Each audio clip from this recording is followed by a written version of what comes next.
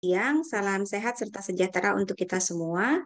Bertemu kembali dalam Zoom meeting kali ini. Ini teman-teman sudah ikut Zoom dari pagi. Ini tadi mengikuti kuliah umum untuk metode penelitian. Kemudian siang ini ada kuliah umum lagi. Sebenarnya dispesialkan ini adalah kuliah umum untuk mata kuliah pengembangan teknologi dan manajemen perikanan tangkap berkelanjutan, mata kuliah foundational course untuk mahasiswa program S3.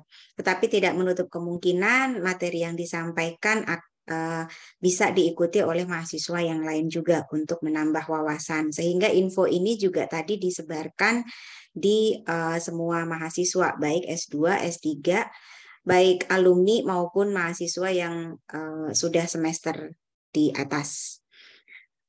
Hari ini sedianya tadi Bapak Sri Suryo Sukoraharjo yang akan menyampaikan kuliahnya seperti yang sudah disampaikan di flyer. Hanya saja karena hari ini beliau ada berita duka bahwa ayahandanya meninggal dunia pagi tadi, sehingga digantikan oleh Prof. Ari.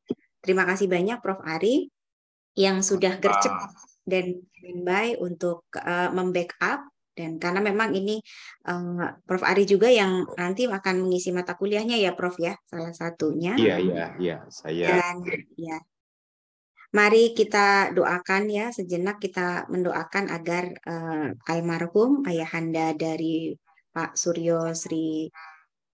Suryo Sukoraharjo mendapatkan tempat terbaik di sisi Allah. Itu tadi untuk pembuka. Untuk kegiatan kuliah ini nanti akan ada link absen yang akan dibagikan, kemudian materi seperti yang sudah disampaikan oleh Prof. Ari tadi akan diberikan di akhir perkuliahan.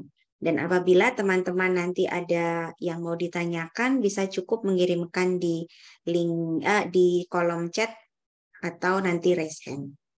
Mungkin itu saja sebagai pembuka, Prof. Ari. Kita memiliki waktu sampai 14.30 dan mohon nanti disesuaikan saja kalau untuk tanya jawab. Terima kasih, Prof. Ari. Silakan. Baik, terima kasih Bu Vita. Bismillahirrahmanirrahim. Assalamualaikum warahmatullahi wabarakatuh. Selamat sore, salam sehat dan salam sejahtera untuk kita semua. Hari ini semestinya saya akan mengawal kegiatan ini dan saya sudah bersiap, tetapi memang katanya tidak ada akar, rumput pun menjadi pengikat. Jadi kita siap supaya tidak terjadi kevakuman dan harapannya juga apa yang saya sampaikan tidak mengurangi substansi atau hal yang memang diharapkan memang capaian kompetensi learning outcome-nya itu tidak jauh berbeda atau sama, karena kuliah umum juga memberikan aspek yang tidak jauh berbeda dengan apa yang saya sampaikan. Saya akan coba nanti menyampaikan paparan, mungkin nanti lebih banyak ke diskusi. Ada dosen yang hadir juga, Pak Darmawan dan Bu Vita. Kita nanti akan coba diskusi mungkin lebih menarik. Dan saya akan coba menyampaikan 30 menit, mungkin kurang dari 30 menit atau maksimum 30 menit. Dan kita nggak perlu kenalan lagi, Anda semua bisa mencari biodata saya di Google searching. Saya coba, hari ini kita akan coba siang ini menelaah bersama terkait dengan tren dan status perikanan nasional, regional, dan global, serta outlook ke depan. Kita selalu, sampai saat ini kita masih sering, bahkan senang kalau kita bicara potensi. Potensi itu memang kita miliki semuanya.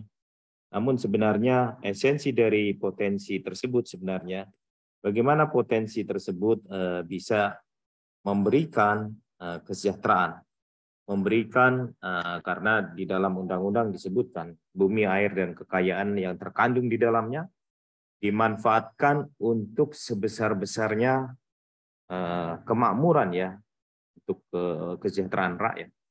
Namun kita paham bahwa kita memiliki potensi minyak yang luar biasa, kita memiliki potensi mineral yang luar biasa, bahkan kita memiliki potensi sumber daya ikan.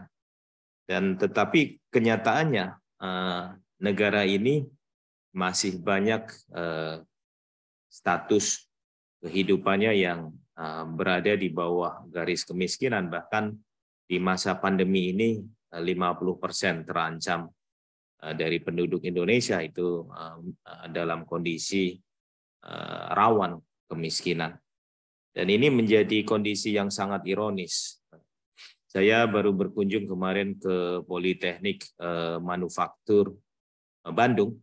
Di situ mereka sudah membuat, menghasilkan produk seperti blok mesin. Mereka sudah menghasilkan juga cetakan-cetakan peralatan yang memang dibuat dengan 3D printing. Sangat canggih. Tapi pada saat saya tanya, ini apakah semuanya sudah asli Indonesia? Khususnya materialnya. Ternyata material itu impor. Biji plastik kita dari luar. Nikel kita dalam bentuk sudah nikel yang siap diolah dari luar. Jadi nampaknya sumber daya kita besar. Tetapi sumber daya dalam bentuk mentah dikirim keluar, kemudian kita mengimpor lagi dalam bentuk yang siap diolah kembali. Ini yang memprihatinkan. Kalau kita lihat di sini juga perikanan kita luar biasa potensinya. Kita memiliki garis pantai terpanjang kedua setelah Kanada. Kita memiliki potensi perikanan yang luar biasa karena kita negara kepulauan. Bahkan kita memiliki potensi sumber daya pelagis besar yang ini memberikan kontribusi besar, tuna dan sejenisnya. Bahkan tadi di teman-teman S1 membahas tentang leisure fishing, sport fishing yang memang potensinya besar. Namun kita belum terlihat bahwa potensi-potensi itu memberikan kesejahteraan, memberikan penghidupan bagi masyarakat yang pada akhirnya kita terlepas dari impor kebutuhan yang ketergantungan kita pada barang-barang luar negeri. Kalau kita melihat potensi, kita memiliki potensi di 2017 dan saat ini kita Kementerian Kelautan sudah merilis potensi yang baru. Itu adalah hasil kajian dari Komisi Nasional Pengkajian Sumber Daya Ikan. Saya masuk di dalamnya juga. Dan kita lihat bahwa potensi dibandingkan 2017-2021, ternyata kita juga angka potensi ini sangat tergantung dari ketersediaan data. Potensi di 2017 sempat meningkat tajam dan ini kita memiliki 12,5 juta ton dan saat ini ternyata kita memiliki data yang lebih akurat dan potensi itu terlihat bahwa terjadi penurunan. Sebenarnya bukan penurunan karena memang datanya lebih akurat dan lebih mendekati kebenaran. Potensinya di beberapa wilayah terjadi penyesuaian menurun. Tapi kalau dari pihak kementerian mengatakan, loh kenapa potensinya turun? Dan ini yang akhirnya untuk beberapa perairan, potensi yang di WPP 718 di Arafura di-adjust karena hasil pendugaan Komnas Kajiskan itu turun sekitar 2 juta ton. Karena mereka sudah mengagendakan untuk diplot menjadi zona industri dan sudah terlanjur menggunakan data lama. Tapi bicara potensi ini, potensi itu hasil estimasi yang tidak 100% benar dan itu nilainya adalah mendekati karena itu nilai estimasi dan kita memiliki error yang besar manakala data yang kita peroleh tidak baik.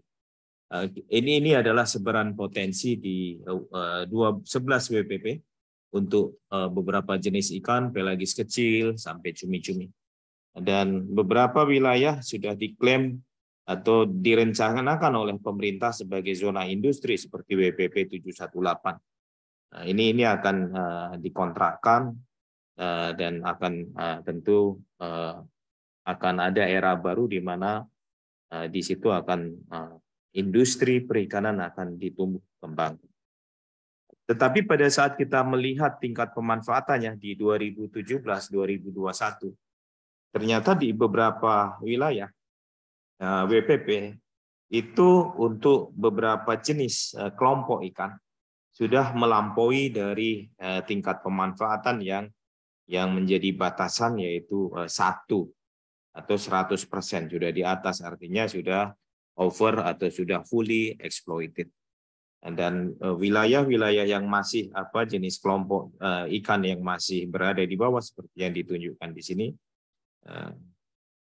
sebagai contoh, kalau yang ungu ini adalah ikan karang, ini di WPP 573 ini sudah sangat tinggi sekali pemanfaatannya, over exploited. Dan gambaran ini yang menjadi indikator digunakan untuk pengelolaan perikanan, untuk kontrol perikanan kita. Karena angka potensi, walaupun kita belum bisa menduga potensi itu dengan keakuratan yang baik, tetapi ini adalah nilai yang ada, dugaan yang ada yang kita gunakan untuk pengelolaan. Ini tingkat pemanfaatan di zona industri. Pemerintah sudah menetapkan perikanan terukur. Ada 3 wilayah yang akan ditetapkan di zona sebagai zona industri, WPP 571, WPP ini 715 ya, saya mohon maaf, dan WPP 716 juga. Tetapi kalau kita lihat nih JTB di 2017 di zona industri, zona industri yang sudah ditetapkan pemerintah, kita melihat di sini di 2017 5 juta. Memang kita mengalami karena saya katakan tadi nilai stok itu berubah-ubah dan datanya memang semakin ke sini semakin baik. Dan di 2021 kita memiliki total stok di wilayah yang tadi akan ditetapkan di sebagai zona industri 4,3 juta ton. Itu yang nanti akan diestimasi berapa juta ton yang bisa nanti itu dikontrakkan yang saat ini sedang dihitung pemerintah. Saya flashback bagaimana Komisi Nasional Pengkajian Sumber Daya Ikan melakukan penghitungan potensi. Jadi ini pemerintah membentuk Komnas Kajiskan berdasarkan Permen KP 20 2021. Jadi rekomendasi kita hanya sebagai komisi yang ditugaskan untuk memberikan rekomendasi estimasi potensi MSY. Tetapi estimasi itu dilakukan oleh balai riset, oleh perguruan tinggi. Kita lebih mengkoordinasikan sebenarnya. Kemudian tingkat pemanfaatan dan jumlah tangkapan yang diperbolehkan. Di sini kita mengeluarkan angka potensi yang tadi, yaitu maximum sustainable yields, dan di situ ada tingkat pemanfaatan dan jumlah tangkapan yang diperbolehkan. Ini tingkat pemanfaatan dengan warna hijau, itu berarti dia exploitation rate-nya di bawah 0,5, moderate. Kuning ini fully exploited, dan merah ini over exploited. Dan menentukan jumlah tangkapan yang diperbolehkan, ini kalau dia hijau, maka hanya 0,9 dari MSY yang dibolehkan untuk ditangkap habis. Dan untuk yang kuning itu kita menghitung 0,7 dari MSY, dan untuk yang over exploited hanya 0,5 dari potensi yang ada yang boleh dimanfaatkan habis. Ini dasar perhitungan kita di Komnas. Dan kita juga melihat Kobe plot atau melihat kesehatan stok ikan di setiap wilayah. dengan melihat Kobe plot, makanya dibuat merah, kuning, hijau ini. Seperti ini pada saat di sini plotting tingkat pemanfaatan sumber daya ikan.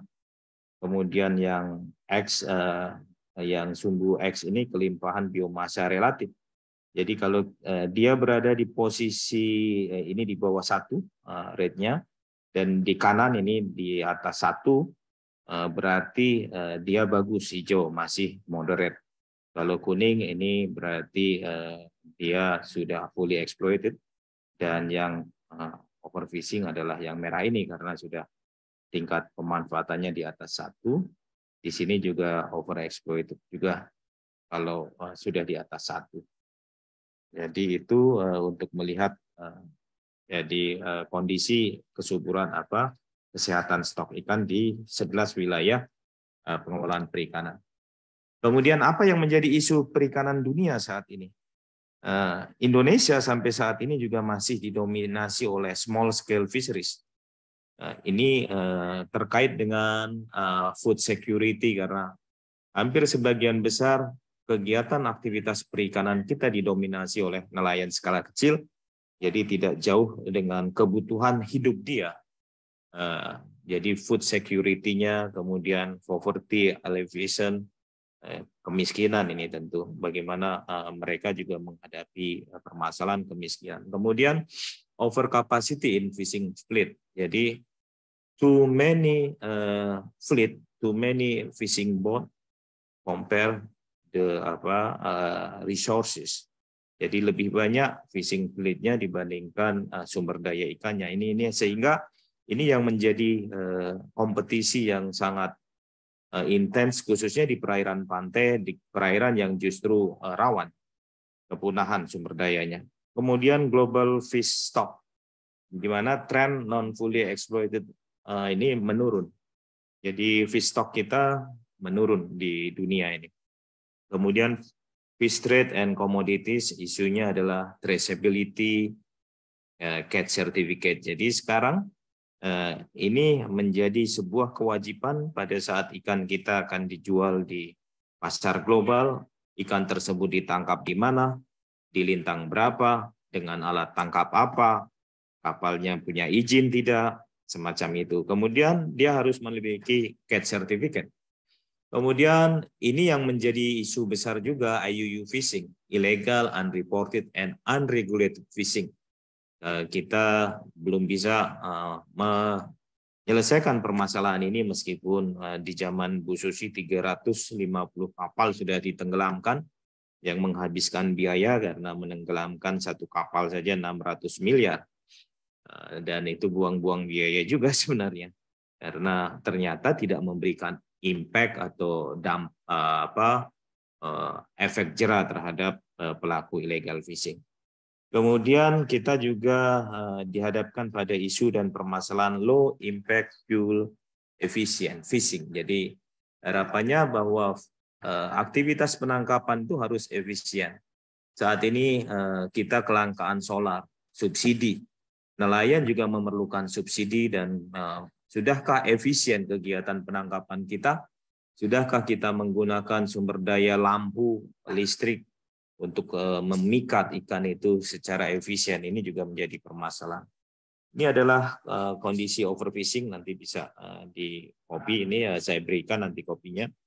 Jadi overfishing ini terjadi. Ini ada faktor that lead to overfishing adalah seperti itu, too much capacity. Suatu area berlebih kapasitas yang diberikan oleh pemerintah untuk menangkap ikan. Kemudian destructive habit, ada kebiasaan dia merusak, dia menggunakan alat tangkap non selektif, alat tangkap destruktif yang akhirnya merusak, dan weak governance, lemah nih. Jadi governance-nya lemah, kontrol dari pemerintah lemah, yang memberikan regulasi lemah, karena juga mungkin juga dari pusat daerah itu berbeda-beda kapasitas dari sumber daya manusianya, sumber daya lain. Ini ada beberapa strategi to protect against overfishing seperti ini. Kontrol akses berarti aksesnya dikontrol. Jadi kalau pemerintah memiliki kebijakan sekarang katanya yang disebut dengan industri zone, traditional zone itu akan kontrol akses. Hanya diberikan license untuk menangkap untuk beberapa perusahaan dengan jumlah armada tertentu itu. Tapi pelaksanaannya ini yang tentu harus kita harus benar-benar siapkan. Benarkah pemerintah bisa mengawasi? Kemudian protected area. Kalau protected area berarti sama sekali dia nggak boleh ditangkap, diprotek. Kemudian yang terakhir bisa kita melakukan catch limits. Catch limit ini ya tentu kalau itu sudah dikontrak berarti catch limit ini bisa harusnya bisa dilakukan juga, tapi pelaksanaannya yang memang akan repot. Kalau pemerintah dengan sistem kontrak nanti yang dilihat adalah berapa tangkapan yang diperoleh yang didaratkan. Ini juga dalam proses pendataannya harus bagus nanti. Ini ekosistem overfishing.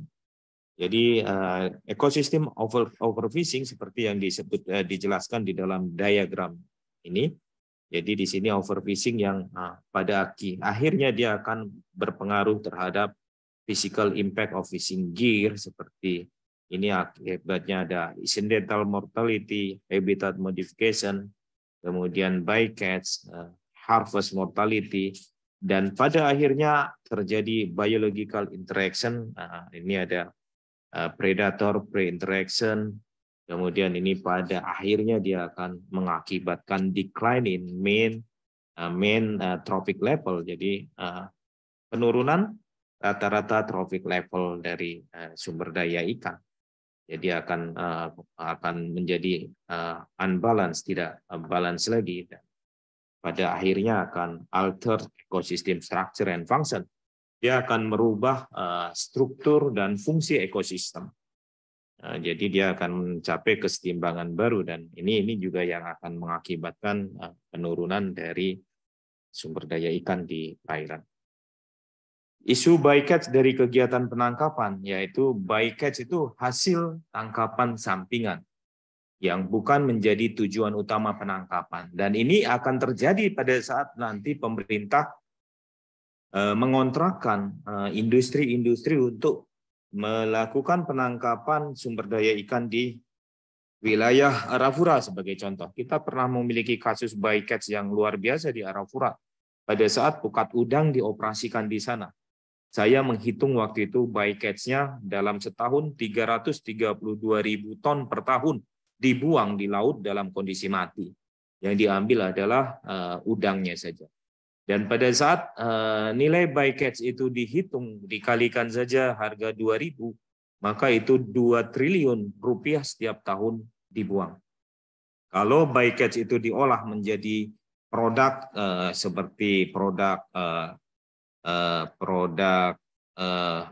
surimi, atau dia menjadi produk jadi lainnya, maka dia bisa menghasilkan 2-4 kali lipat, bisa 4-8 triliun.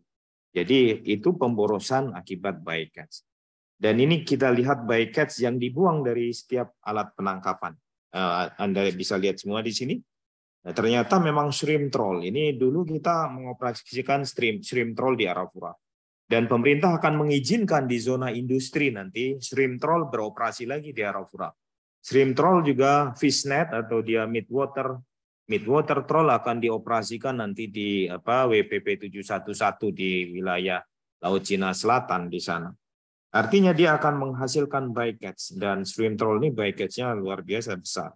Sehingga kebijakan pemerintah itu harusnya juga kontrol bycatch itu. Bagaimana alat tangkap itu benar-benar memberikan jaminan dia menangkap bycatch seminimum mungkin. Nah, ini adalah grafiknya dari Alverson, bahwa shrimp troll menyumbangkan bycatch terbesar, yang terkecil adalah other gears dan handline atau pancing tangan.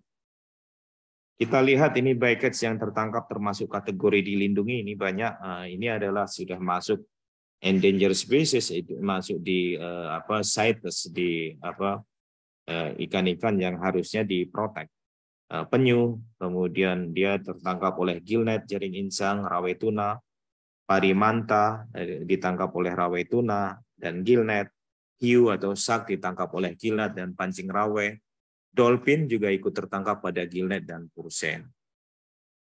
Nah, ini pemerintah memang sudah mengeluarkan larangan. Jadi peraturan pemerintah tentang Menteri Kelautan nomor 5 Permen KP 2018 sudah ada larangan. Hanya permasalahannya pelaksanaannya di lapangan sampai sekarang masih banyak hiu, baik yang hiu jenis koboi, hiu martil ini tertangkap. Dan belum ada sanksi nyata yang diterapkan di lapangan. Harusnya ada sanksi. Harusnya ada, kalaupun dia tertangkap masih dalam keadaan hidup, harusnya ada program catch and release. Harusnya juga ada semacam campaigns dari pemerintah, kalau dia nggak menangkap hiu, maka dia diberikan semacam award atau yang ini harusnya izinnya nanti dievaluasi. Ini belum. Ini kita masih di tataran kita punya aturan di atas kertas dan pelaksananya memang belum. Isu dan permasalahan perikanan tangkap nasional seperti digambarkan ini. Jadi kita masih banyak isu yang seperti tadi saya jelaskan, overfishing atau over capacity, hasil tangkapan sampingan, bycatch, penanganan hasil tangkapan, food safety, time series data kita yang akhirnya juga mengakibatkan estimasi potensi sumber daya ikan kita belum mendekati nilai yang memang memiliki akurasi yang tinggi. Climate change, konflik antar alat tangkap, IUU fishing, benih ikan, restocking, kita harusnya sudah berprinsip. Jadi teman-teman di teknologi perikanan laut ini tidak hanya menangkap yang dipikirkan, tidak hanya forecasting, tidak hanya melokalisasi di mana ikan, tapi juga harus berpikir, saya menangkap maka saya harus mengembalikan. Itulah yang disebut nanti restock atau stock enhancement. Kita harus mampu juga berkolaborasi bagaimana benih-benih ikan-ikan ekonomis penting itu disiapkan oleh balai-balai benih ikan pantai. Sehingga ikan yang ditangkap oleh nelayan, dia dipungut retribusinya untuk mengembalikan kembali untuk stock enhancement. Seperti di hutan juga kehutanan sudah memotong, menebang kayu, berarti dia harus menanam. Ini yang belum kita lakukan dengan baik. Oke, lanjut. Ini permasalahan dampak ikan yang akibat dia penggunaan alat tangkap atau dia bahan penangkapan cyanid seperti itu, potasium cyanid. Ini mengakibatkan bleaching, pemutihan karang, dan juga ini akan mematikan hewan-hewan ikan, mematikan ikan-ikan hias. Dan ini contoh hasil penelitian ikan kepe gajah, Chaetodon lunula, dia 20 pemberian potas 20 ppm 1-2 jam matanya langsung memutih dan juga mengakibatkan pemutihan terumbu karang. Ini konsep dampak penangkapan ikan terhadap ekosistem. Seperti ini flowchart diagramnya. Jadi ada tertangkapnya ikan target, non-target, habitat, lingkungan juga dia akan berinteraksi dan dia akan terpengaruh juga karena ada di situ. Dan pada akhirnya akan mengakibatkan degradasi struktur dan fungsi ekosistem seperti yang dijelaskan tadi, sehingga dia akan mempengaruhi struktur komunitas, diversitas, jumlah spesiesnya akan berpengaruh juga, kelimpahan, fungsi ekologisnya, reproduksinya terganggu, interaksi biologi, dan lain-lain juga terganggu. Ini tindakan pengelolaan untuk mencegah dan mengatasi dampak penangkapan ikan terhadap ekosistem. Seperti ini, tindakan apa yang bisa kita lakukan untuk ikan target, untuk bycatch, untuk habitat. Seperti ini, kita bisa membuat sebuah tindakan pengelolaan yang harus dilakukan.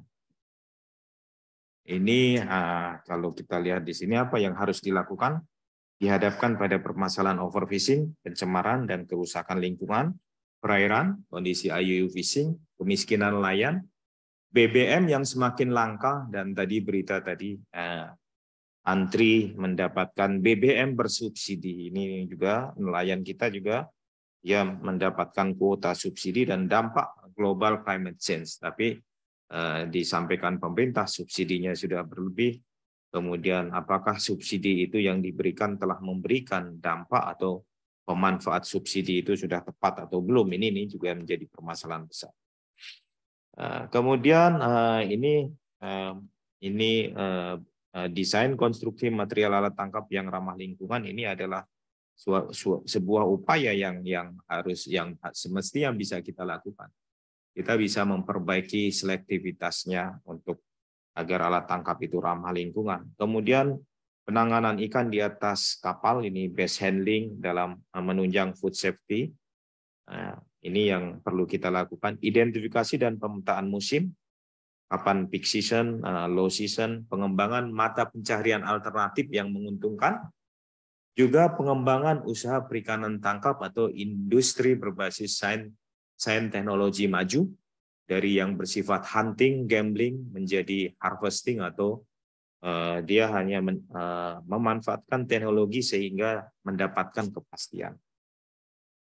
Nah, ini apa yang dilakukan KKP, mereka sudah melakukan penggantian alat tangkap dari cantrang, tapi nyatanya juga tidak berjalan karena akseptabilitas dari nelayan yang rendah, karena memang cantrang memiliki efektivitas yang tinggi, kemudian mereka memberikan alternatif dengan mengganti jaring insang, tapi pertanyaannya, benarkah jaring insang itu lebih ramah?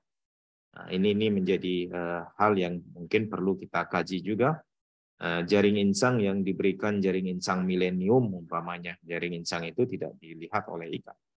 Bahkan mungkin juga dia non-biodegradable material, yang pada akhirnya pada saat dia putus dia akan berdampak memberikan pencemaran terhadap lingkungan karena plastik. Sehingga kita saat ini juga mendapat masalah besar tentang sampah plastik di laut akan menjadi plastik debris. Ini strategi perikanan tangkap yang tentu harus dilakukan dengan kondisi yang kita menghadapi berbagai tantangan. Tentu kita memiliki unit penangkapan, ada kapal, nelayan, alat tangkap, dan kita perlu tentu melakukan untuk menciptakan kegiatan yang tentu terukur tadi, ada standarisasinya. Kegiatan yang memberikan keberlanjutan, jaminan keberlanjutan, rasionalisasi. Jadi perlu dirasionalisasi, nasionalisasi. Jadi nanti kontraknya pun harusnya bukan terhadap pengusaha asing, tapi harusnya nasional. Yang berusaha adalah nelayan-nelayan kita. Modernisasi, perlu modernisasi dan harmonisasi.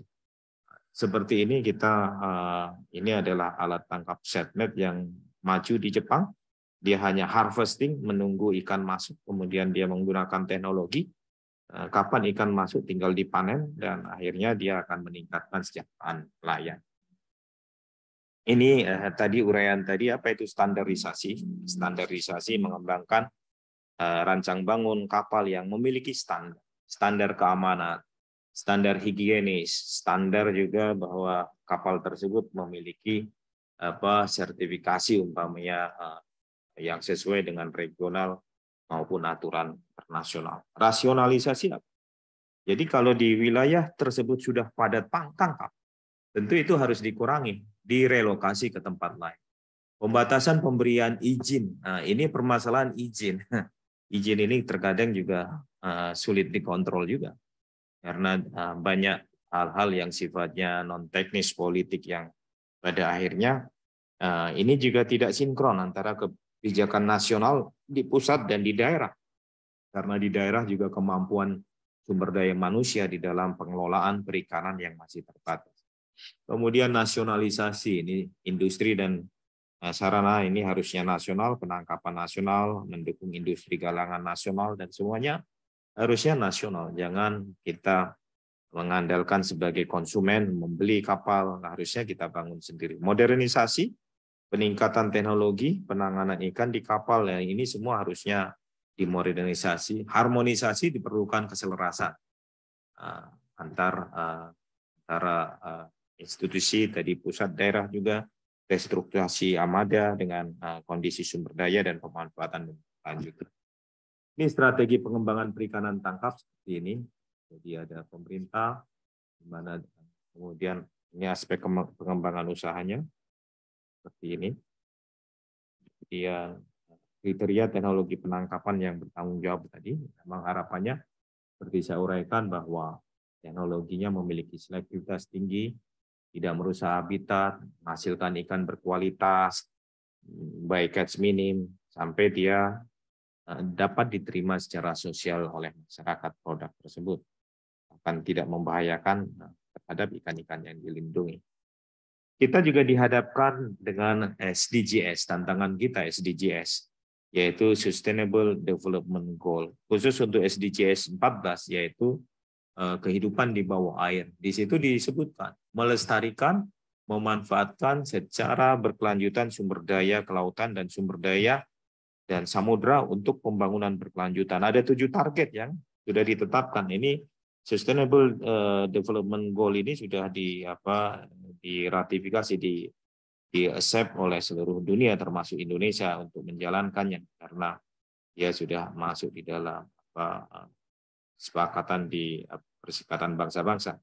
Mengelola dan melindungi ekosistem, meminimalisasi dan mengatasi dampak pengasaman laut, mengatur pemanenan dan penghentian penangkapan ikan yang berlebih, melestarikan setidaknya 10% dari wilayah laut dan pesisir, melarang bentuk-bentuk subsidi perikanan tertentu yang berkontribusi terhadap kelebihan kapasitas. Jadi, apakah subsidi BBM itu akan memberikan dampak terhadap kelebihan kapasitas tangkap?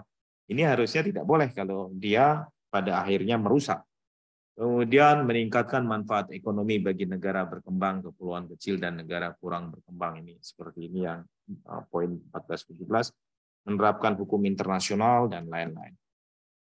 Tantangan ke depan perikanan tangkap kita, yaitu perikanan tangkap kita di wilayah pantai sudah padat, dan kita harusnya mengarahkan ke distant fishing atau offshore fishing.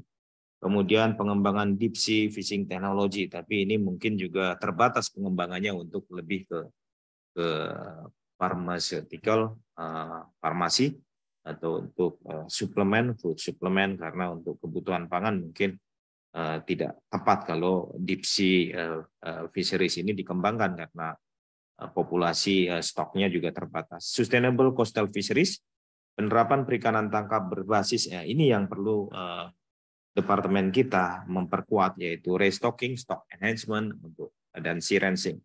Pengembangan perikanan tangkap industri 4.0, era industri 4.0, melalui penerapan artificial intelligence, IoT, advanced robotic, augmented reality, 3D printing, dan lain-lain. Sehingga dibutuhkan SDM perikanan yang memiliki pengetahuan, keterampilan yang cukup kompeten. Secara khusus, SDM itu harus cerdas, kreatif, inovatif, dan adaptif. Adaptasi perubahan iklim, globalisasi, food security, dan biosecurity, serta bertanggung jawab. Itu yang ini strategi pengembangan perikanan di era industri 4.0. Ini ada disebutkan di sini, ada mendorong agar pemerintah, perusahaan, dan pelaku utama perikanan kelautan Indonesia untuk meningkatkan kemampuannya memanfaatkan teknologi digital, mampu menggunakan teknologi digital seperti big data, autonomous robotics, cyber security, dan lain-lain. Pelaku masyarakat perikanan mampu melakukan inovasi. Kemudian melalui kolaborasi tentunya. Pemerintah harus menjadi wahana yang efektif dalam upaya pemberdayaan masyarakat pesisir. Pemerintah juga harus memiliki kebijakan dan roadmap yang tepat. Mau dibawa kemana perikanan kita ini? Apakah ganti menteri nanti ganti kebijakan lagi, tapi kita nggak punya blueprint yang akan diacu sepanjang 20 tahun, 25 tahun ke depan ini. Kemudian ini tantangan SDM. Nah, SDM kita juga. Karena perikanan kita ini 90% perikanan skala kecil. 30 gross ton, ini mempekerjakan nelayan berpendidikan rendah dengan skill terbatas, dan ini tantangan kita. Perikanan industri 4.0 membutuhkan SDM dengan pendidikan yang memadai, minimal SMA, SMK, akademi, politeknik, didukung skill yang didukung skill untuk tenaga operasional, dan D4, S1 hingga S3 untuk pekerjaan manajerial. Diperlukan peningkatan skill SDM perikanan melalui rekayasa sosial, pelatihan, pembinaan, pendidikan untuk meningkatkan kapasitasnya sehingga memenuhi tuntutan SDM di era Industri 4.0, kebutuhan SDM di abad 21, yaitu secara umum memiliki pengetahuan dan keterampilan yang cukup, serta kompeten, secara khusus SDM cerdas, kreatif, inovatif, dan adaptif.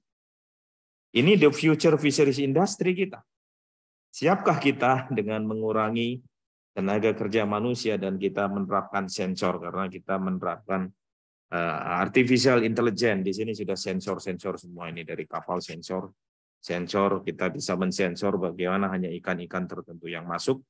Kita hanya memerlukan robot untuk dia menyelam, nanti nggak perlu lagi nanti divers yang banyak dengan manusia. Ini smart fishing-nya, dia kontrolnya pakai panel kontrol, ini kontrol panel di sini, tinggal dikontrol semuanya dengan sistem artificial intelligence. Tapi entah kapan kita bisa ke arah sini semuanya, sementara penduduk kita sangat banyak. Kemudian selanjutnya,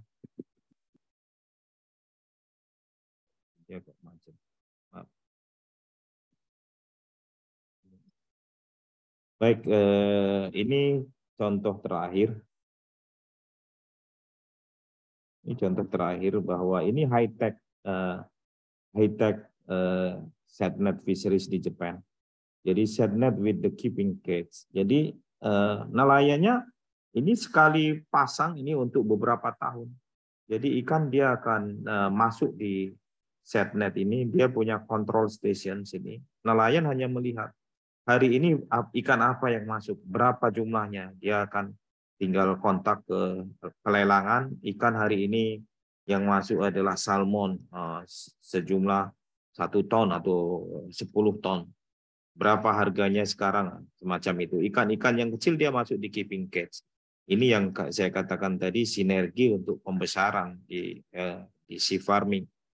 Nah, kemudian nanti juga di lab-lab ini, Fisheries and Marine Laboratory Research, begini, dia mempekerjakan robot-robot. Ini artinya bahwa kita harus siap untuk menghadapi era Industri 4.0. Saya pikir itu pematik dari saya, mungkin nanti kita bisa diskusi. Terima kasih. Wabillahi taufiq wal hidayah. Wassalamualaikum warahmatullahi wabarakatuh. Waalaikumsalam warahmatullahi wabarakatuh. Tadi banyak sekali nih yang disampaikan oleh Prof. Ari. Menarik bahwa semakin menegaskan bahwa memang fisheries itu dunia yang sangat kompleks ya, Prof. Ari. Iya, betul. Super kompleks. Bahkan kalau menurut, ya kalau kita ngomongin mau sustainable, berkelanjutan, kalau secara teori itu kita perlu mempertimbangkan aspek environment, kemudian sosial sama ekonomi. Bahkan kalau di fishery ini ada sendiri teorinya yang disampaikan oleh Charles itu 4 hal. Kelembagaan, ekosistem, sosial, dan ekonomi. Dan tadi semua ini dicakup oleh penjelasan Prof. Ari. Dari yang sudah dijelaskan Prof. Ari tadi, teman-teman ada yang mau ditanyakan? Oh ya, ini barusan ada link absen, jangan lupa untuk mengisi. Barusan diupdate, mungkin tadi ada yang baru datang. Ada yang mau ditanyakan dari teman-teman yang ada di sini? Silakan. Belum ada. Oh, silakan, ini ada Pak Misbah. Silakan Pak Misbah. Assalamualaikum warahmatullahi wabarakatuh. Mohon izin, Prof. Waalaikumsalam warahmatullahi wabarakatuh. Terima kasih sekali atas pencerahannya, Prof, mengenai problematika perikanan di Indonesia ini. Kami ingin menanyakan tentang kaitannya yang tadi Prof sampaikan tentang stok, Prof. Stok tadi kan disampaikan per WWP ya, Prof ya. Iya. Yang saya tanyakan untuk tadi kasus misalkan di daerah kami di Sorong. Di Sorong ini kan masuk WWP 715. Akan tetapi beberapa armada penangkapannya ini beberapa ada yang melakukan penangkapan di 717 daerah seperti Makon kemudian Tamrau Kemudian ada juga yang melakukan penangkapan di 715 full and land, dan ada yang melakukan penangkapan di 718 seperti yang sekarang Slimtron sudah mulai jalan. Nah, kira-kira untuk pendataannya ini apakah mereka masing-masing juga nantinya dibedakan sendiri kemudian dimasukkan ke WP asal atau masuk di 715? Mungkin sementara itu dulu, Prof. Terima kasih. Terima kasih, Pak Misbah. Memang yang terjadi di lapangan, apalagi perikanan tradisional, itu pendataan di mana dia menangkap, itu masih sangat confused juga dan tidak didata dengan baik, sehingga yang terjadi adalah overlap ataupun data itu tidak tepat untuk menduga di WPP yang dituju. Tetapi khusus industri, untuk perikanan yang memang bukan tradisional, dia harus mengisi logbook. Logbook itu harusnya diisi secara jujur. Dia menangkap di lintang mana, di bujur berapa, dan dari situ data itu bisa dipisahkan. Hanya permasalahannya kan 90% armada kita armada tradisional. Dan ini yang sulit, terus terang sulit, apalagi sebagian besar data estimasi potensi kita basisnya adalah data landing catch, data yang didaratkan di TPI. Bisa saja di TPI di Jawa, dia nangkapnya di Sumatera, tapi dia ditangkap di Sumatera tercatatnya di WPP 712. Sehingga yang terjadi WPP 712 di Laut Jawa itu begitu crowded sekali. Sebagai contoh mungkin. Karena banyak kapal-kapal Jawa yang menangkap di Kalimantan. Iya, ini yang menjadi PR besar bagi pemerintah. Bagaimana memperbaiki pendataan. Padahal saat ini memang kita sangat memungkinkan ya, pendataan itu diperbaiki dengan digitalisasi sebenarnya. Kalau setiap pelabuhan itu diterapkan dengan sistem pendataan yang basisnya digitalisasi, tapi memang kita harus mengedukasi juga kesiapan dari sumber daya manusianya, sumber daya manusia di pelabuhan tentunya, kesiapan dari nelayan juga. Nelayan harus jelas, mudah dipahami. Mungkin kalaupun dia harus mengisi belangkonya itu akan mudah dipahami pada saat dia reporting atau mendaratkan di pelabuhan. Ini yang menjadi masalah kita, Pak Misbah. Jadi meskipun memang hasil estimasi itu juga di backup data survei akustik. Tapi kalau survei akustik kan lebih ke survei untuk klorofil A, dan mungkin juga dihubungkan dengan kita punya survei juga dengan sweeping. Jadi ada sweeping area troll, tapi untuk demersal memang untuk ikan-ikan pelagis basisnya masih data catch. Data catch ini yang masih tertukarkan memang. Dan kemarin itu untuk di Arafura hasil estimasi kita itu dari data yang ada potensinya itu turun 2 juta lebih yang di BPP 718. Artinya ini tidak disepakati oleh Kementerian Kelautan, oleh Dirjen Perikanan Tangkap. Alasannya kenapa kok potensi bisa turun? Padahal potensi itu bisa saja turun, apalagi datanya, ketersediaan datanya juga ini berpengaruh.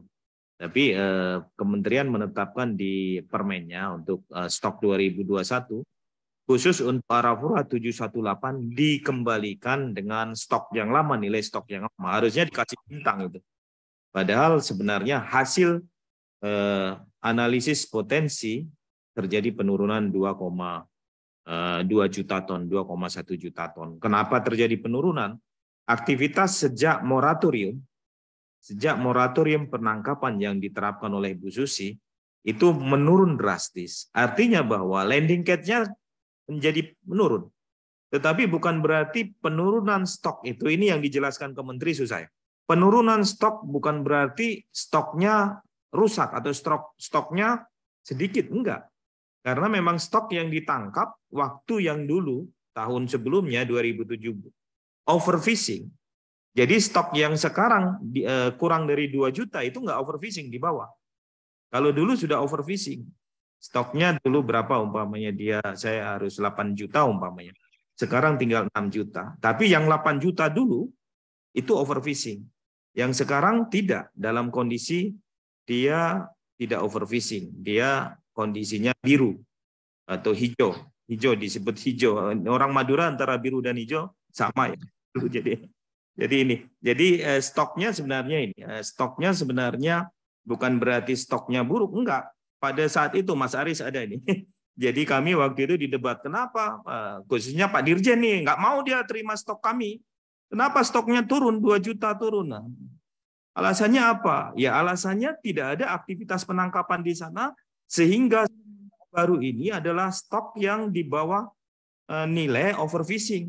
Pada saat stok sebelumnya yang di pendugaan 2017 overfishing.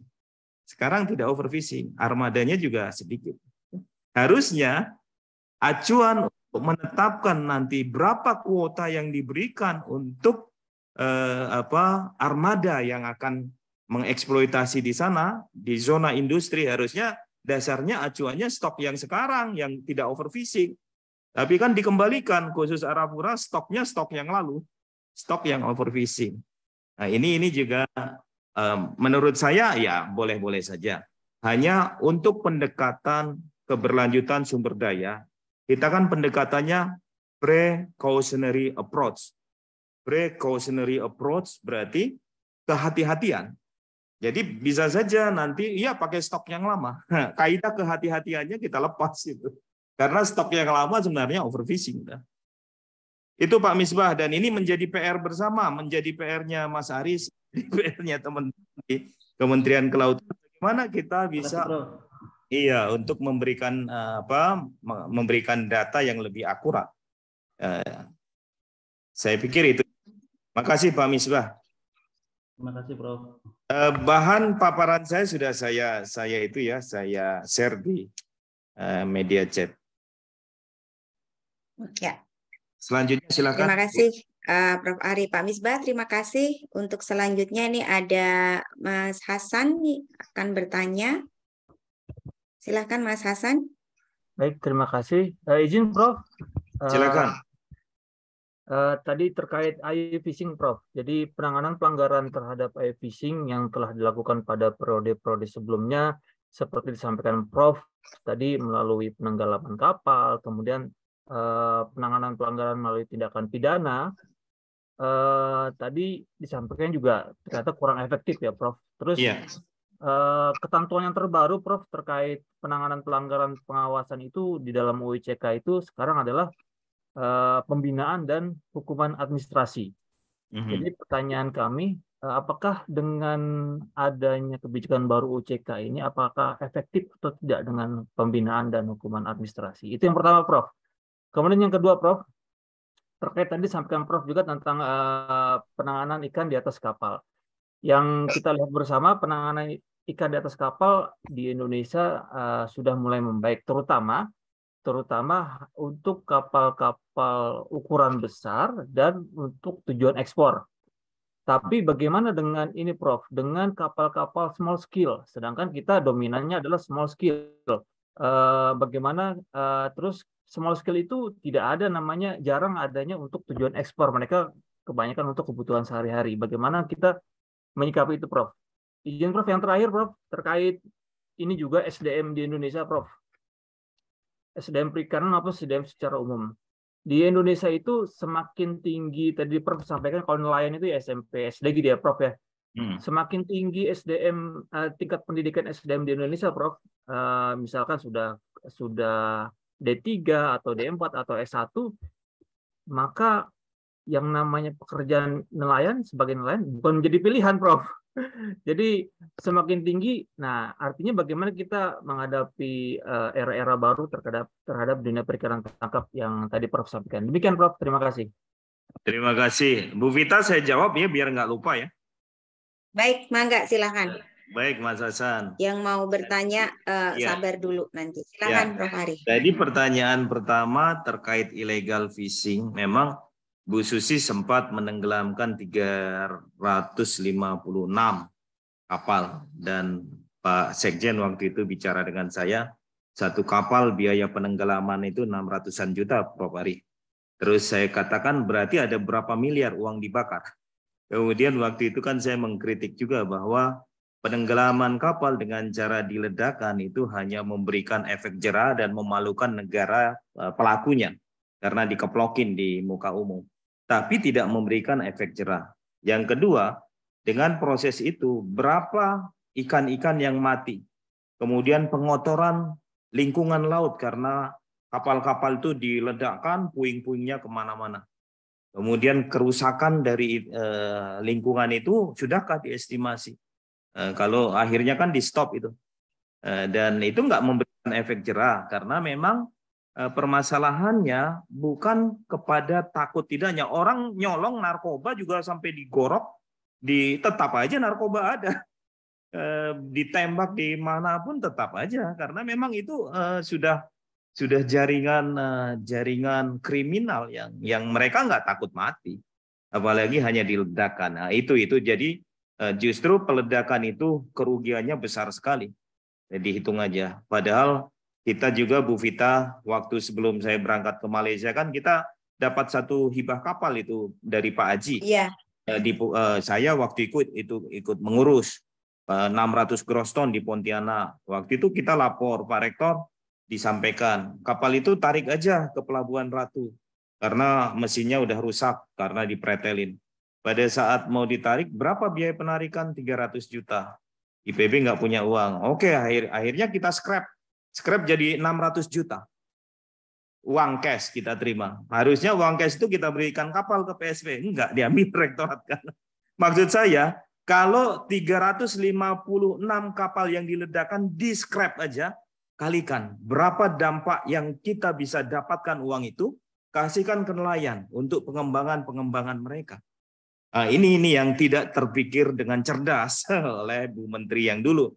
Tapi ini seolah-olah hero, hebat kan, keplok tangannya luar biasa. Saya kritisi itu.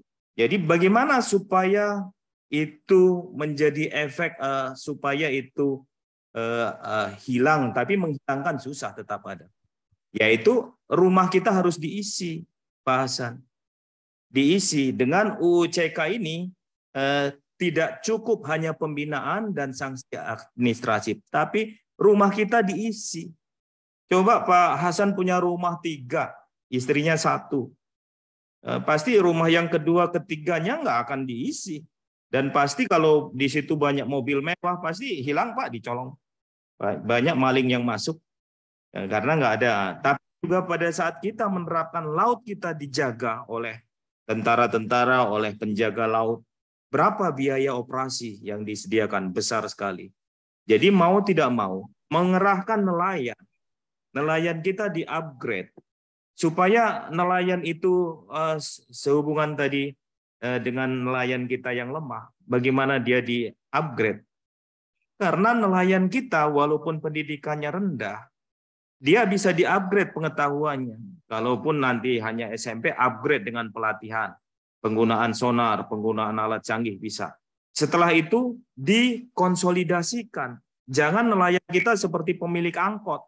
Dia nyopir angkot sendiri, nggak jelas siapa yang mengkoordinir. Akhirnya dia hanya menjadi hanya untuk memenuhi kebutuhannya sendiri. Jadi ada konsorsium. Jadi kumpulan nelayan ini jadi satu koperasi umpamanya. Kita sebut koperasi pengelolaan perikanan ini. Siapa yang mengelola situ? Direktur koperasinya S1 lulusan. Kepala armadanya lulusan D3, D4. Mereka bekerja di situ. Nelayan itu dimobilisasi. Sehingga ini terkait juga bagaimana penanganan kapal tangkapan di laut. Pasti bisa, karena dimobilisasi tadi ada tokohnya, ada manajernya. Sekarang tidak ada strata di nelayan itu, sehingga dibina seperti Aruna. Saya kemarin diundang Aruna, hebat kalian mengkoordinasi nelayan-nelayan kecil masuk di koperasi Anda sehingga hasil tangkapnya mereka bisa masuk memenuhi sertifikasi, masuk ke Belanda kemana-mana. Aruna modelnya seperti koperasi. Tapi dia dalam bentuk enterprise, perusahaan. Kenapa kita sarjana-sarjana ini nggak membuat koperasi-koperasi itu yang mengkoordinasikan nelayan sehingga nelayannya terupgrade pengetahuannya dan dia terlindungi juga. Dia punya asuransi yang diurus oleh koperasi tersebut, entah dia koperasi atau semacam Aruna PT-PT tadi. Ini yang saya lihat kita cenderung bekerja sendiri-sendiri. Kita gotong royong, tapi pada saat kita bekerja bersama, kita tidak menjadi besar, tambah berebut.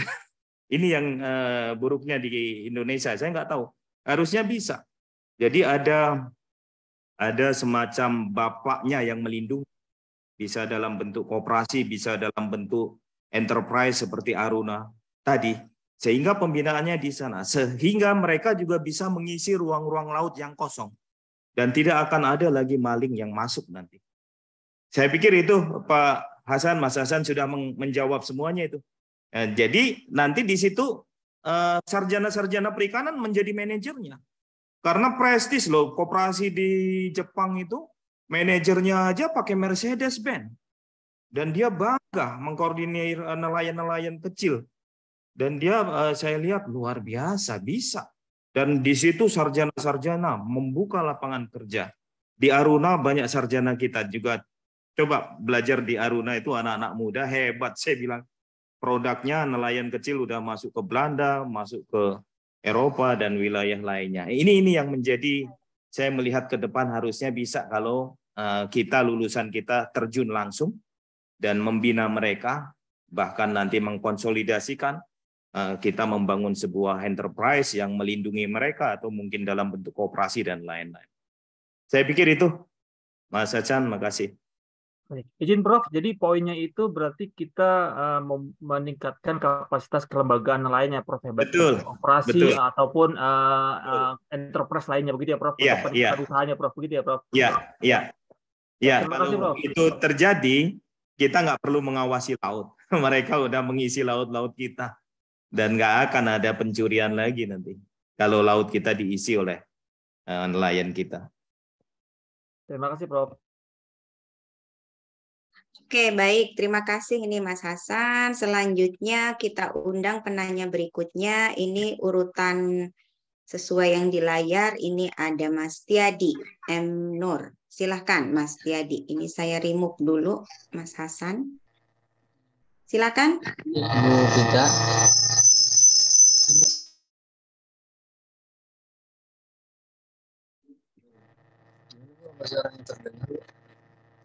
Suaranya sayup-sayup ya? Suaranya putus-putus ini. Dengar, Bu.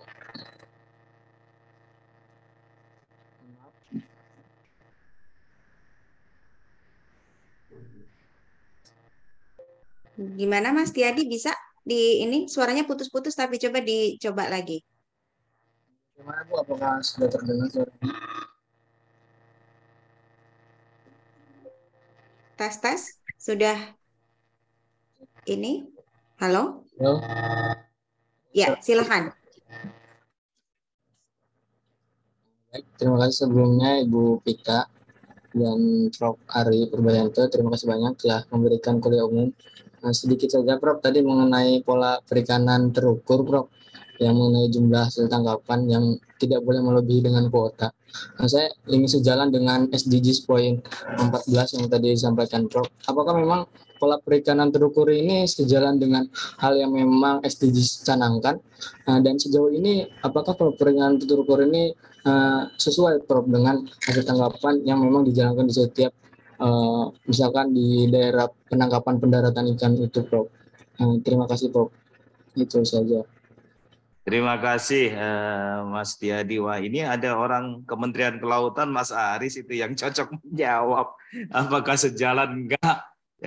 Memang disuruh jawab. Iya, jangan saya yang menjawab. Iya, yang menjawab nanti Mas Aris itu yang punya kebijakan.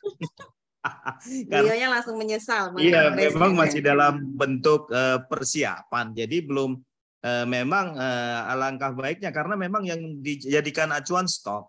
Tapi stok yang saya katakan tadi adalah stok yang sudah dirilis, hanya memang ada catatan.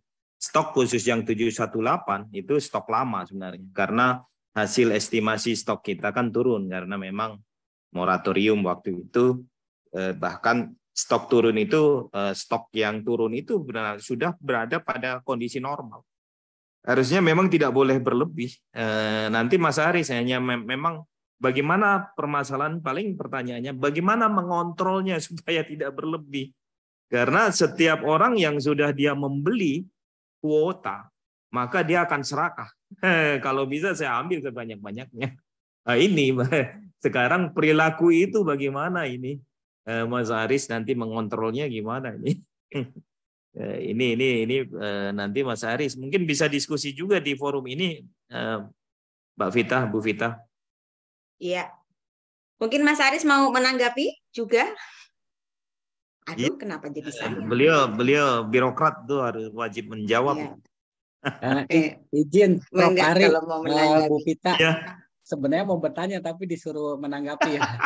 Jadi ya, kalau nggak apa-apa, nanti tetap boleh kok, tetap boleh nanya. Untuk teman-teman baik S2, S3 TPL ini ya mungkin kalau mau lebih paham penangkapan ikan terukur, izin Prof, nanti hari Senin ada konsultasi publiknya, Prof. Oh, bagus tuh itu. Mudah-mudahan nggak bentrok waktunya sama teman-teman ya. Udah saya share juga itu link Zoom-nya ya. Silakan diklik. Terbuka umum ya. Terbuka umum jam 8, Prof. Iya. Dan kebetulan di sini ada ininya, Prof. Ada dua pemain utama penangkapan ikan terukur, Prof. Mahasiswa kita juga ada Pak Mahrus yang dari Direktorat Pelabuhan Tarik Perikanan. juga nih. Oh, boleh tuh Pak Mahrus. Sama ada Pak Ade Setia Januar yang menghitung kuotanya itu, Prof, untuk dibagi-bagi.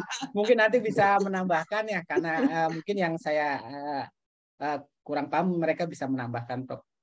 Jadi memang penangkapan ikan terukur ini konsepnya sebenarnya bukan konsep baru, Prof. Ini hanya penerapan output control kuota base system ya. Sebenarnya kan kita sudah ada RFMO, Prof, yang SBT. Iya, betul. Jadi nanti kunciannya memang di kuota per perusahaan, Prof. Nanti kan diharapkan mereka membentuk asosiasi. Iya.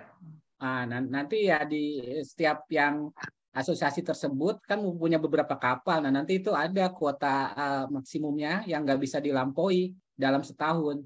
Jadi kita kontrolnya di situ. Sama nanti setiap pendaratan ikan akan dilakukan penimbangan. Jadi ada dua kontrolnya itu. Penimbangan itu juga tujuannya untuk penerapan PNBP pasca produksi. Jadi ya yang ditangkap yang dibayar. Jadi adil buat pemerintah, adil buat pelaku usaha. Jadi nanti nggak ngelihat ukuran kapalnya berapapun, alat tangkapnya apapun, asal nangkap ikannya banyak, ikan yang ekonomis, ya bayarnya ya sesuai dengan yang ditangkap, Prof. Itu yang terkait PIT ya, mungkin nanti Pak Marus bisa menambahkan. Kemudian yang terkait tadi, Prof, menarik bahwasannya untuk shrimp troll sebenarnya sekarang udah existing, udah pada nangkep lagi, Prof. Sekitar. Mungkin tadi dikoreksi Pak Marus sama Pak Hasan ya. Kalau nggak salah sih udah 7 kapal itu. Oh, sudah 7 kapal. Yang XHPPI, Prof, itu XHPPI, jadi memang sudah operasional. Jadi memang ya terus terang aja memang untuk nangkap udang yang paling efektif ya. Iya, shrimp troll, betul. Karena itu hasil rabbit bycatch yang proyeknya FAO juga menyarankan menggunakan itu karena dicoba pakai trummel net, pakai nggak bisa. ya tidak efektif. Tidak sebanyak juga yang ya. Kemudian juga sebenarnya ini Prof Ari nyaris bergabung ke KKP nih Bu Vita. Cuma beliau memilih ke Dikti. Iya. Waktu itu saya dengar lah itu ya terjadi. Harusnya kepala badan ini Prof Ari nih, kepala badan riset. Cuma Prof Ari kalau gabung ke kita juga penelitinya udah pada pindah ke BRIN, Prof. Jadi kalau Bapak gabung ke situ ya nggak ada yang support dari peneliti. Betul. Kemudian yang berikutnya tanggapan juga, Prof, terkait angka Komnas Kajiskan yang Kepmen KP 19 yang tadi Prof Ari bahas ya, mention bahwasannya WPP 18 tuh nggak bergerak potensinya. Tetap sama dengan yang Kepmen KP nomor 17 tahun 2017, betul, Prof. Tapi yang lainnya kan berubah, Prof, ya, menyesuaikan. Ya, yang lainnya ikut ya ngasih estimasi kita ya. Ya mungkin nanti Mas Marus bisa nambahin ya, mungkin ada kebijakan juga yang ada di balik itu, Prof, tentunya. Ya. Pasti pemerintah kan juga tidak sembarangan gitu ya. Ya. Mungkin juga terkait dengan PIT ini yang mungkin nanti launchingnya di WPP 18, Prof. Insya Allah 1 September ya, kalau tidak ada perubahan. Mungkin nanti untuk awalnya percontohan 1 WPP dulu. Karena mungkin nanti kita masih semacam evaluasi juga efektivitas pelaksanaannya, nggak langsung semua, dan itu juga nanti untuk kapal-kapal yang izin pusat dulu, Prof, belum sampai yang izin daerah. Mungkin itu aja Prof. Jadi nggak jadi bertanya, cuma klarifikasi. Mungkin Pak Marus dan Pak Ade Januar nih, mungkin Pak Ade bisa cerita tentang pembagian kuotanya, Pak Marus mungkin tentang PIT-nya itu secara lebih luas. Mumpung ini ada Prof. Ari, silakan. Iya loh, silakan ini mana Silakan, Pak Pak Ade Marus. Januar dan Pak Ma'rus. Betul, bagus juga ini saling diskusi, berbagi informasi perkembangan terbaru. Silakan Pak Marus. Makasih Pak Prof. Marus. Ini senggolan Mas Arief ini ampuh. Baik, terima kasih. Berbagi saja informasi perkembangan terkini. Jadi beberapa hal mungkin terkait dengan apa yang disampaikan Prof. Ari ya, dan juga penanya-penanya yang sebelumnya. Terkait dengan penangkapan ikan terukur memang menjadi satu hal yang sudah digaungkan oleh Pak Menteri Kelautan Perikanan bahwa tata kelola perikanan di Indonesia ini akan bergeser tentunya ya. Yang selalu digaungkan adalah yang sebelumnya input control kita coba nanti ke output control. Nah di sini ada satu progres yang juga perlu disampaikan ya, bahwa tadi sempat Pak Prof. Ari kan menyampaikan kontrak-kontrak gitu ya. Memang secara PP 85 pengenaan PNBP masih tercantum ya, PNBP sistem kontrak, tapi perkembangan terakhir dengan adanya simultan PIT penangkapan ikan terukur ini dan juga adanya proses yang berjalan ya secara peraturan perundang-undangan, sistem kontrak itu tidak jadi nanti akan tidak jadi ya? Tidak jadi, Prof. Nanti akan ada mekanisme barunya apa, Pak Marus? Mekanismenya tetap dengan pengenaan PNBP pasca produksi. Namun ya, namun proses untuk berbasis kuota itu tetap ada. Gitu ya. Jadi tidak sampai ke pembayaran mesti ada uang muka, kemudian jaminan pelaksanaan atau misalnya PNBP bayar duluan itu sesuai dengan mekanisme kontrak itu nggak ada. Nanti mekanismenya kuota diberikan kepada satu badan usaha yang memanfaatkan sesuai dengan izin pusat dengan 4 zona tersebut. Kemudian nanti mekanismenya realisasinya dengan PNBP pasca produksi. Nanti di situ ada volume yang didaratkan. Jadi jumlah yang didaratkan itu akan mengurangi kuota yang mereka dapat sebelumnya. Jadi dan itu selalu akan akan dikoreksi terus, dihitung ya? Betul, dan mekanismenya nanti akan timbang. Akan ada timbang. Jadi memang waktu bersama Prof. Ari ya di salah satu seminar itu, saya posisinya di perizinan dan kenelayanan. Sekarang saya diputar lagi Prof. Saya di Direktorat Kepelabuhanan Perikanan. Aduh, pindah. Iya. Dengan Mas Aris ya? Ya, Mas Aris di SDI, dan ternyata saya dapat Aris Wibowo. Betul, Pak Tri Aris yang sempat mengisi tadi pagi. Dan di situ di PIT ini, di penangkapan ikan terukur ini kan nanti akan menetapkan beberapa hal, terutama nanti akan ada dari 11 WPP itu akan ada zona penangkapan, khususnya 2 WPP yang berdampingan. Kemudian ada juga pengaturan tentang dari zona itu terkait dengan pelabuhan pangkalan. Artinya kalau misalnya menangkap di zona 3, pelabuhan pangkalannya harus ada di sekitar daerah penangkapan ikan. Jadi tidak akan kembali ke zona Jawa gitu ya, misalnya di 712 seperti itu. Jadi ada kewajiban didaratkan di daerah penangkapan ikan. Namun polanya tidak akan lagi berdiskusi tentang kontrak gitu ya, sistem kontrak. Nah, ini hal penting yang di sini nanti akan berubah di tata kelola kita, bahwa izin penangkapan ikan sebelumnya itu CP terbit kita bayar PNBP duluan. Tapi besok gitu ya, dengan PIT dan PNBP pasca produksi, izin gratis, bayar PNBP-nya setelah dapat ikan. Nah, di sini ada hal yang fundamental di lapangan, bahwa ikan dengan ditimbang inilah nanti akan mempengaruhi dari berapa besaran PNBP yang nanti akan didapatkan yang akan masuk ke negara. Nah, peran fundamental ini adanya di pelabuhan perikanan, di mana pelabuhan perikanan ini ditentukan spesifik ya pelabuhan pangkalannya. Memang kita akan memulainya di izin pusat, Prof. Karena kewenangan daerah itu kan tentunya harus dikoordinasikan lebih banyak dengan harmonisasi ketentuan peraturan perundang-undangan yang lain.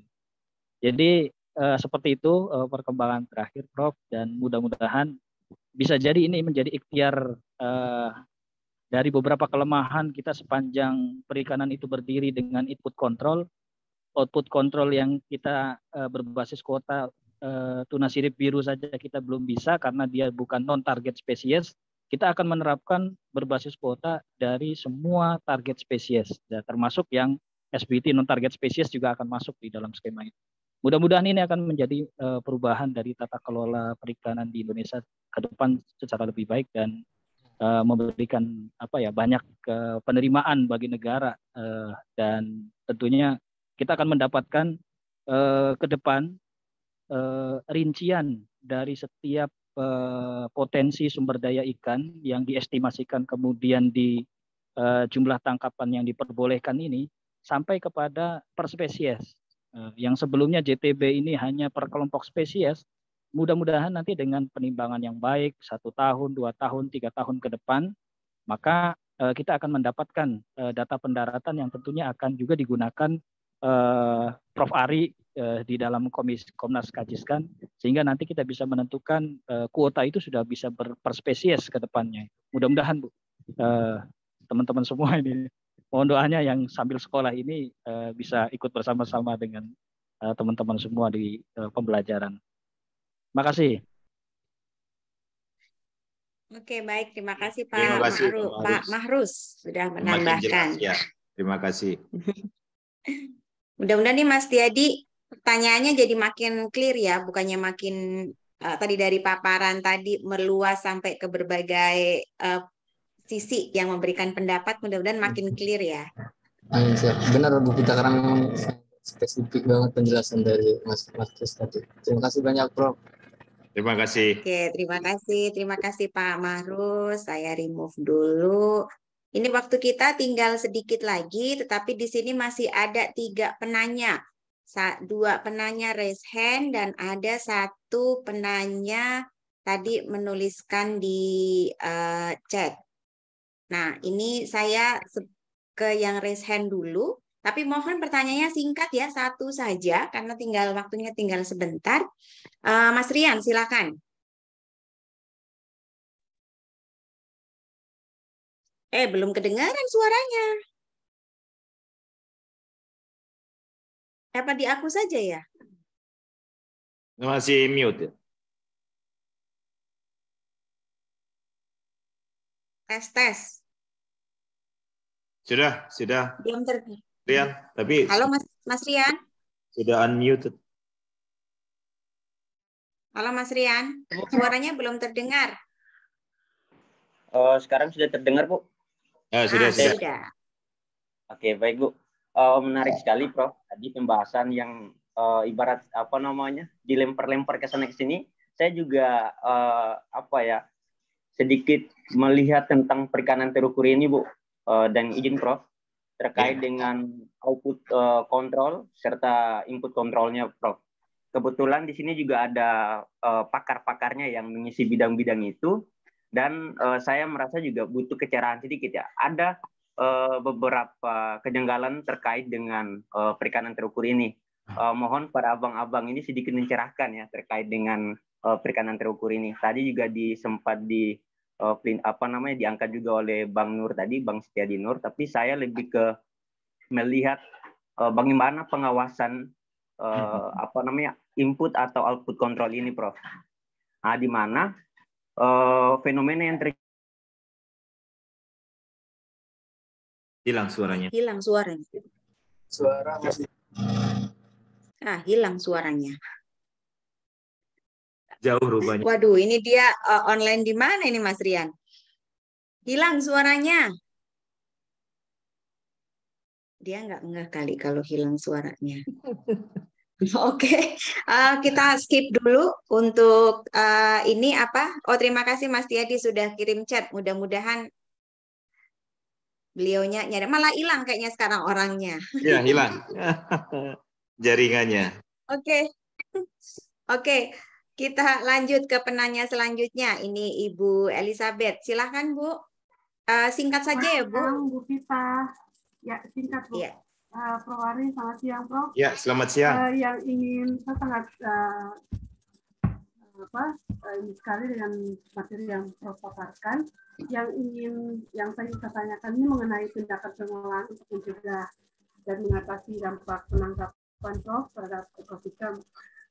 Saya minta tanggapan Prof sedikit mungkin terkait dengan salah satu bentuk kearifan masyarakat lokal kami di Maluku, Prof. Karena memang kami di WP 18 itu kalau bisa dibandingkan dengan dulu sekitar 10 tahun yang lalu itu banyak sekali kapal-kapal yang beroperasi ini dalam satu industri yang ada di kami, Pak, yang sekarang namanya SIS, tapi dulu tuh namanya tuh Agung Gatra Permai.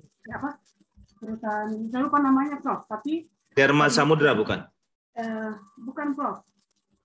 Yang punyanya Pak Tommy itu, Prof. Oh iya, itu ini Tingseng Banda Sejahtera. Ya, mungkin Prof. Saya lupa Prof namanya. Nah, itu bila dibandingkan dengan sekarang, dulu tuh kami tuh banyak sekali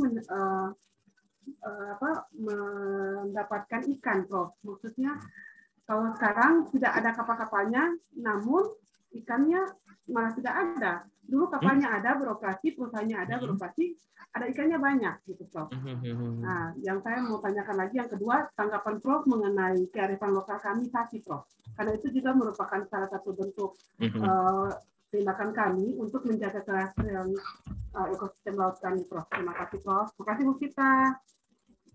Ya, sama-sama, Bu. Silakan, Prof. Ari. Terima kasih.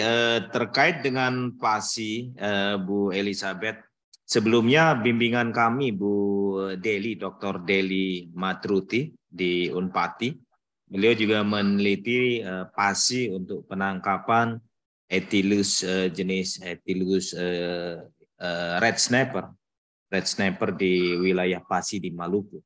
Dan PASI ini sudah diakui ya oleh pemerintah. Kalau itu PASI memang dia memberikan sebuah perlindungan atau pengelolaan perikanan yang spesifik di daerah, memang sebaiknya dia masuk ke dalam hukum positif. Artinya dia bisa dilanjutkan, kemudian dimasukkan ke dalam hukum positif. Seperti di NTB ada namanya awik-awik, itu sudah masuk ke dalam perda, peraturan daerah, sehingga sanksi-sanksi yang diterapkan di PASI itu tidak bertentangan dengan hukum positif.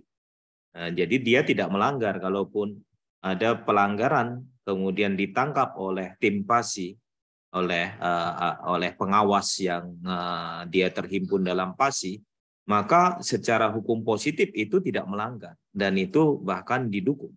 Dan karena dia memiliki legalitas di dalam aturan daerah, jadi masuk di perda. Saya nggak tahu kalau PASI yang di wilayah Maluku ini apakah sudah diangkat ke hukum positif. Dan efektivitas ini rasanya sangat baik sekali karena itu kan kearifan lokal yang dijaga oleh masyarakat adat dan sangat kuat karena masyarakat nelayan yang ada di wilayah tersebut dia akan mematuhi aturan yang dibuat oleh masyarakatnya, aturan adat tersebut, ketimbang dia memahami aturan nasional. Tapi memang supaya efektivitasnya itu baik dan terjaga, keberlanjutannya memang dia harus didukung oleh hukum positif. Mau tidak mau dia harus diperdakan, atau sehingga memang untuk memasukkan itu perlu ada penelitian juga, perlu ada peran dari kaum cerdik pandai seperti di awik-awik dulu juga ada peran dari perguruan tinggi, dari pemerintah daerah sendiri sehingga dia masuk ke dalam aturan positif. Ini sangat penting, mudah-mudahan bisa terjadi. Terkait dengan keberadaan dulu Tingseng Banda Sejahtera, kemudian ikan banyak. Saya sudah ketual waktu itu dan saya mengunjungi ke wilayahnya Tommy Winata karena saya mendapatkan proyek juga dari Tommy Winata. Kami diminta menghitung kesuburan Laut Arafura dan itu proyek besar juga. Saya sampai ke tempat beliau, base camp-nya di Tual. Mereka punya armada bahkan pelabuhan besar. Jadi ikan-ikan yang didaratkan mereka ditangkapnya dari beberapa wilayah disinkron. Jadi keberadaan ikan itu selalu ada karena Tingseng memiliki cold storage yang besar. Cold storage-nya besar saya lihat, dan ikan-ikan yang tidak masuk ke kelas ekspor mereka jual ke masyarakat.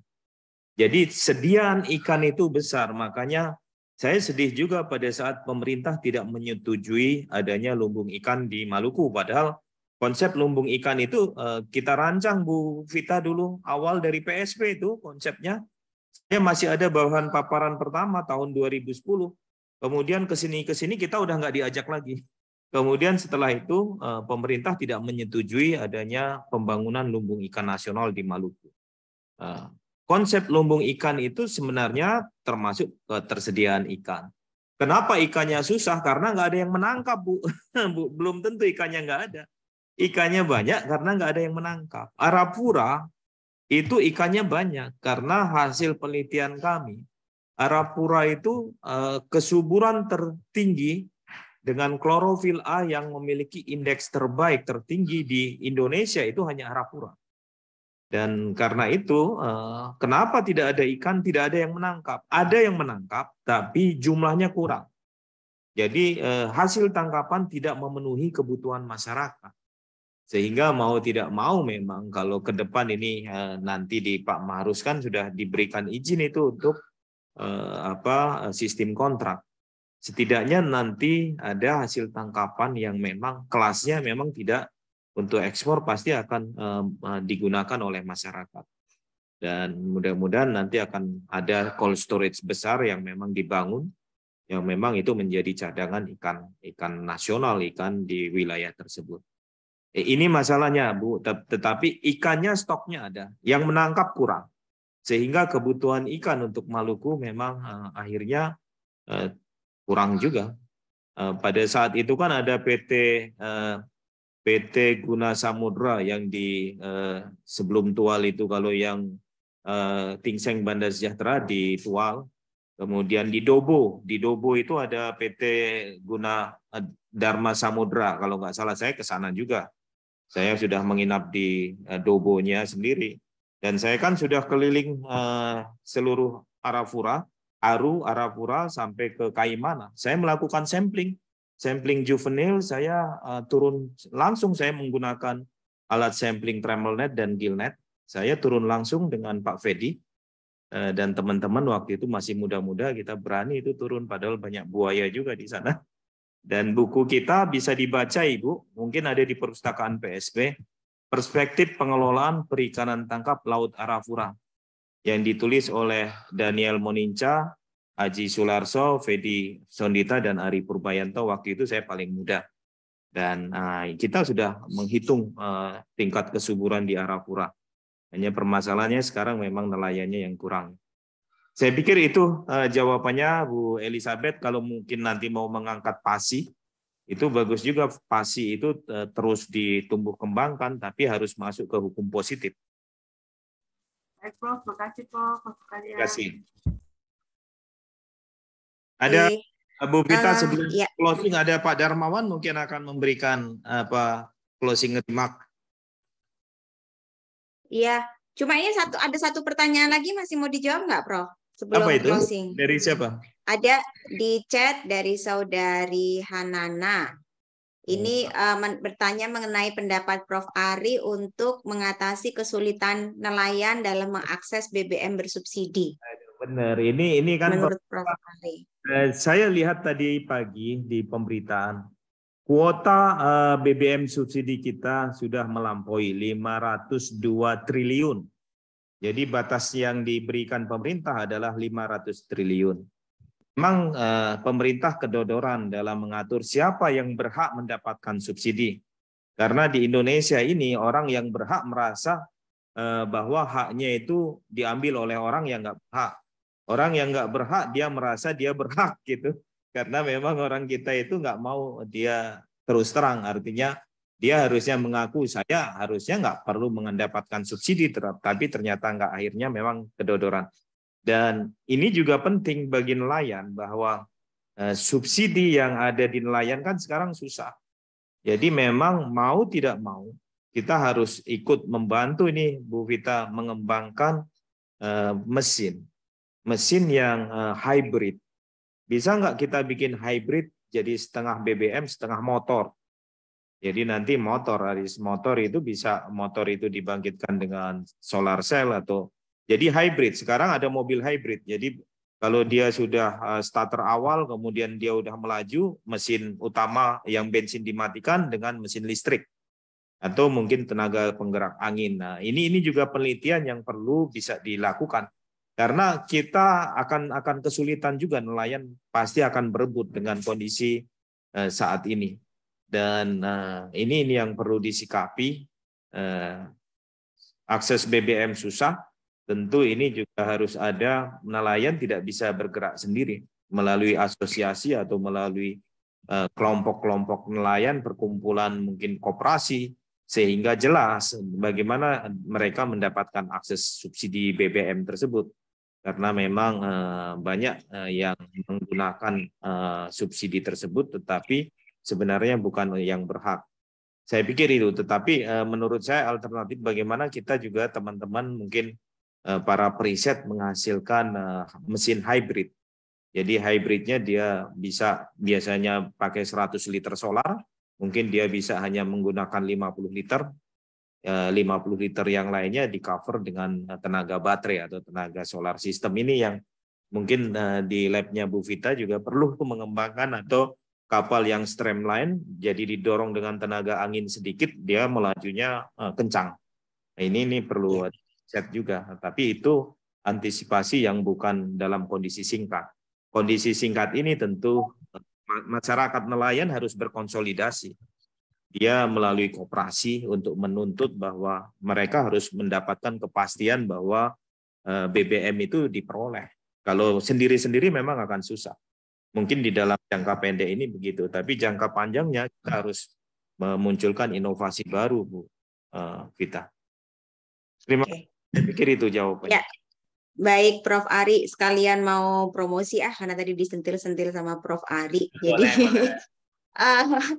ya ini sekarang saya lagi saya dan tim sedang ingin mengembangkan bagaimana sistem monitoring penggunaan BBM di kapal-kapal kecil, karena untuk bisa saving itu paling nggak kita harus bisa memonitor dulu, kemampuan memonitor dulu, nelayannya tuh bisa memonitor penggunaan BBM-nya, sehingga harapannya mereka bisa ngirit gitu, dari situ bisa saving. Nah, mudah-mudahan sih ada hasilnya, masih dalam proses. Kemudian sebenarnya nanti di semester depan itu di TPL tim dari minat kapal dan transportasi perikanan juga ingin mengembangkan mata kuliah, sebenarnya namanya adalah manajemen energi untuk perikanan tangkap. Mata kuliahnya sudah ada di kurikulum, tetapi memang mudah-mudahan ini bisa segera di launching untuk bisa ditawarkan gitu semester depan, karena dari kemarin kami masih belum menemukan komposisi yang tepat seperti apa. Jadi beberapa kali ditawarkan memang, tapi belum ada yang memilih. Nah, mudah-mudahan kalau sudah solid nanti kita benar-benar bisa full tawarkan. Itu saja. Tadi Prof. Ari mengundang Pak Darmawan, ya ini Pak Darmawan masih ada nggak ya? Karena ada itu. Tadi juga sambil. Iya, biar ada warna lain, warna dari kebijakan. Iya. Dar, apakah bisa memberikan komentar? Kita undang Pak Dar. Karena masih ada nggak ya Pak? Sebentar. Ada sih, tapi mungkin sedang tidak standby ya. Soalnya tidak terlalu tidak langsung respon. Pak Dar? Mungkin tidak standby Pak Ari. Closing. Atau sedang di jalan. Iya. Silakan. Iya.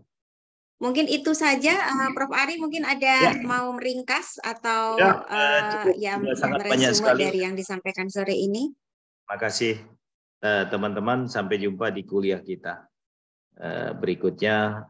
Rasanya hari Senin ada jadwal saya, namun yang hari Senin yang kuliah ini karena bentrok waktunya, pagi saya memberi kuliah juga di sumber daya dan lingkungan.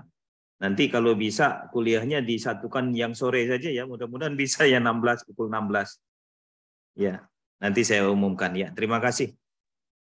Oke, terima kasih Prof. Ari. Seru sekali kayaknya kuliah kalau seperti ini ya. Jadi yang dijelaskan cukup untuk memantik diskusi. Tadi diskusinya cukup ramai.